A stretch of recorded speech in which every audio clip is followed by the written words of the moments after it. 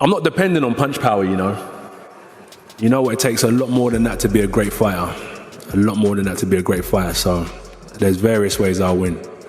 But I got the fighter spirit, and that's how I'll go in there and break him down with my spirit. But he can't though. That's what I'm saying. Like, he's not even equipped to fight this dude. He's not. It's going to have to be a bunch of stuff in there. Joshua will punish this. Possible for somebody like Anthony Joshua, who is so big and so strong, to even think he's going to take it easy. Because even if he tries to take it easy, he's so powerful, so strong that even those punches that are being easy are still going to hurt. Anthony Joshua didn't hold back at the press conference. He went straight at Jake Paul, calling him delusional for thinking he has any chance of winning. Joshua made it clear that this fight, for him, is business first, a massive payday. But once the bell rings, he says the difference in skill will be undeniable. No matter how loud Jake talks, Joshua reminded everyone that he is still the far superior fighter. I deliver what I was supposed to deliver years ago. I deliver what they ran from. I deliver what he asked for $50 million for. I'm gonna give him a $50 million knockout. I honestly listen to what people say sometimes. They're avoided, this person's running. I honestly think some people are deluded. Really, I do think that they've got some sort of a long-term concussion, because no one's running. In terms of 50 million, I'm a businessman. If there was 50 million on the table. Former world champion Chris Algieri explained why this matchup is actually the perfect move for Joshua. After months of inactivity and coming off a tough loss, this fight gives AJ a low-risk chance to get his rhythm back. Algieri said this matchup helps Joshua regain confidence, sharpen his timing, stay active, and collect a huge check. He even compared it to a controlled sparring session, strategic, valuable, and safe. Eddie Hearn added another layer to the story. What are we talking here? Like, it's going to be an exhibition? No, it's a fight. You're a heavyweight. You're calling out heavyweights. You're calling out a heavyweight. You're calling out Anthony Joshua, former world champion. You're calling him out on short notice. It's a fight. You're going to wear 10-ounce gloves and you're going to fight 10 rounds, and that's what it is. I don't understand any idea of anything else. Oh, it's going to be 8-2s? Is it going to be 15-ounce gloves? What the hell are we doing? This is boxing. You want to fight a real guy? You're fighting a real guy, which I am very respectful, and I respect the hell out of Jake Paul if he does step in the ring with Anthony Joshua, no matter what happens. Kid's got balls of steel, and I applaud you. Well, the reason I say we don't know yet, because Jake Paul has fought in his last fight with Gervonta Davis was going to be an exhibition. They had to do that because of the weight difference. This is still a weight difference here. I mean, Anthony No, there's not. No, it's not. It's heavyweight. It's the same weight class. Well, what do you consider Jake Paul? Cruiserweight or a heavyweight? Heavyweight. How much did he weigh his last fight? He's fought at cruiserweight. He's also fought at heavyweight. Against Tyson was at heavyweight. What was his last fight? He's a cruiser. He's a heavyweight. What was his last fight? His last fight was at cruiser against Chavez. Whatever, you know what I mean? Like the reason Gervonta Davis fight. He fought Chavez after Tyson. I guess Tyson was that long ago. Wow. Yeah, it was a year ago. This week, I was looking at my Instagram memories. I was in Dallas, Texas, getting ready for me pooping my pants on Netflix. That was about a year ago. Exhibition.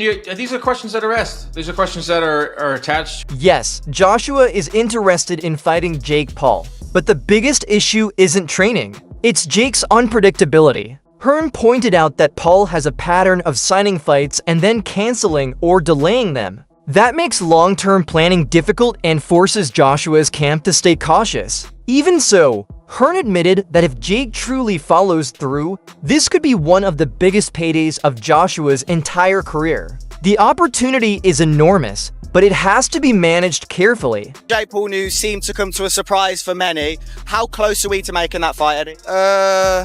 Not that close. I mean, there are conversations. There's a lot of hurdles to overcome. But if he's serious about the fight, and if it can get made, there's a very good chance we'll do it. Is it on Netflix, and what did DAZN have to say of the fact that it made? One of the hurdles to overcome. But we were going to have an 8-round run out in December. Just so happens it might be against Jake Paul. Have you spoke to Nikisa? I know you're not friends with him. What are the conversations you've had? That's who we're talking about, you know. And if they're serious, and if it's real, there's a good chance. But listen, we could wake up tomorrow and he's announced another opponent and he just used AJ's name for clout. Listen, I have to respect him if he takes the if he takes the fight. But who knows? What do you think Dana White will make of this fight? I mean, he did Mayweather against McGregor. He doesn't like Jake Paul.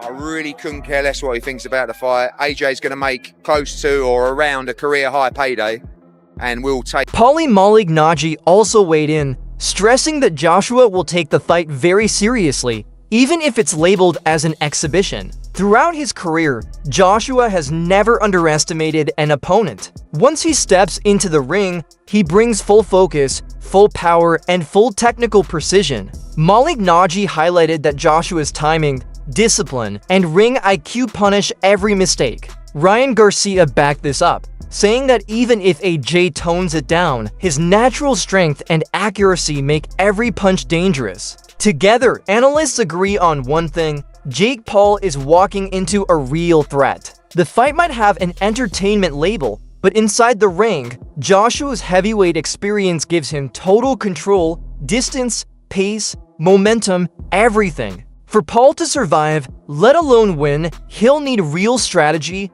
patience, and toughness. Because one mistake against Joshua can end the entire fight instantly. The message is simple: exhibition or not, this matchup demands respect. And if you listen to this, it's definitely out of the bag. Yeah, Fight for 84, big boxing movie that's hitting Netflix soon about the Olympic 84 team starring Jamie Foxx and Chris Algieri. I am not starring in anything, but whatever. Yeah, no, I got a credit. I'm in it. I got some lines. So that's amazing. That is so cool. I mean, this couldn't get any cooler. You're now in the movie, which is absolutely absurd. Yeah, what a day. Hopefully, what a life. Hopefully, maybe there'll be more of this. Who knows? Who knows? I think it's just the beginning. I think this podcast is numbered. Our days are numbered. No way. I'm never letting this go, Dan. This is I'm a ride or die. I hope you get so big and become such a big actor that you are like delaying production because you have to film our podcast in your trailer. Chris is in his trailer. Wait, he's got to finish his podcast with Dan.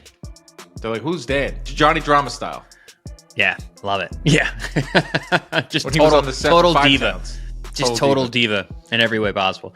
Yes. Like we said, this episode is brought to you by ppv.com. December 6th, we're going to see Pitbull Cruz versus Lamont Roach. And guess what? We're going to talk to Lamont Roach on this episode. I caught up with Lamont and to get his thoughts on the fight with Pitbull, to get his thoughts on Jake Paul and Anthony Joshua, which we're going to get to in a second, to get his thoughts on 140, potentially fighting at 135. That's coming up in just a little bit with Lamont Roach. Don't forget to order that fight with us at ppv.com and all the good stuff that comes along with that. That's December 6th. Lamont Roach is an awesome interview. Great guy.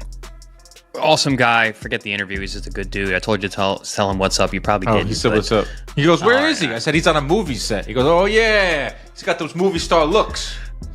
See, that's what I get. But yeah, no, he's a good dude. We see him. He trains down in Florida now. He's over at the Pro Box TV training facility, so we get to see him down there training. He's whipping on all the guys over there. But good people, good dude. Good. His dad's awesome. His brother Jordan's great. He's another one to look out for. I think he's a flyweight? I think he's a flyweight coming up, or a bantamweight. But yeah, great family, good boxing family, great boxing heritage. Yeah, and I can't wait for that mega card. Big card December 6th, and he's the headliner. So we're going to get to him in a second. Some big news broke. Shocking news. According to Ring Magazine, Anthony Joshua is going to step in for Gervonta Davis and fight Jake Paul. We don't know yet if it's an exhibition. We don't know yet the rules set. We don't know the date. These are preliminary talks that are ongoing. Yes, I work for him. That's it for today's video. Stay tuned, and until next time,